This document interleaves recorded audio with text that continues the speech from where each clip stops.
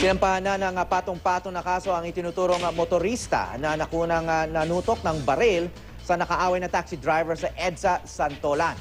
Pero lumantad naman sa mga pulis ang kampo ng isa pang lalaking nagsasabing siya raw ang motoristang nakunan ng video. Pero ang ginamit daw na baril, laruan lamang. May news to go si Steve Dailisan. Tukoy mang sa Primex Development Corporation nakapangalan ng SUV sa viral videong ito sa EDSA Santolan, nagkakalituhan pa rin kung sino ang driver na nanutok ng baril sa taxi driver.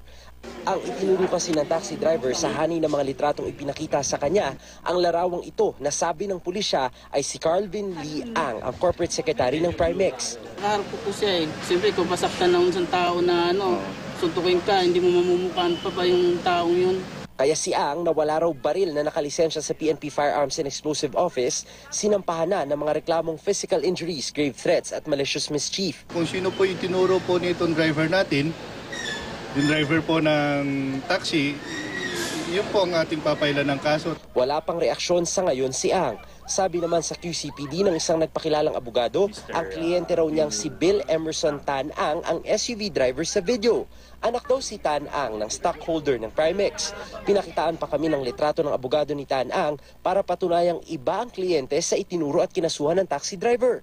Kwento pa raw ni Tan Ang sa kanyang abogado, hindi na nakuna ng video ang pagmumura ng taxi driver sa SUV driver kasunod ng gitgitan. Hindi na rin na-videohan ang dahilan daw ng pagtadyak sa taxi. Ginawa raw ito dahil inaambahan ng kutsilo ng taxi driver ang SUV driver, dahilan upang masugatan pa raw ang huli sa kanyang tagiliran. Ang pagkakaroon ng patalim na una ng inamin ng taxi driver sa GMA News. Bilang depensa, bumunot daw si Tan Ang ng baril. Kasi baka saksakin siya, nandun din yung father niya, ni Mr. Tan. Kaya nilabas niya yung baril. At according to him, it was a toy gun. So, as a matter of fact, yun din siguro yung dahilan kung bakit hindi niya kinasa, hindi niya ginamit. Bukod sa umano'y toy gun, di pa masabi ng mga abogado ni Tan Ang kung meron siyang lisensyadong baril.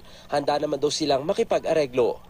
Kung open pa siya sa settlement, palagay ko open pa rin naman sa settlement. Hindi naman siya litigious na tao.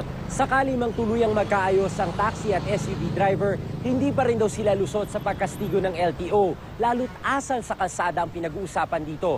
Kapwa sila sasailalim sa investigasyon at kapag napatunayang may pagkakasala o paglabag sa batas trapiko, posibleng masuspinde o makansela ang kani-kanilang mga lisensya. Steve Dailisan, GMA News.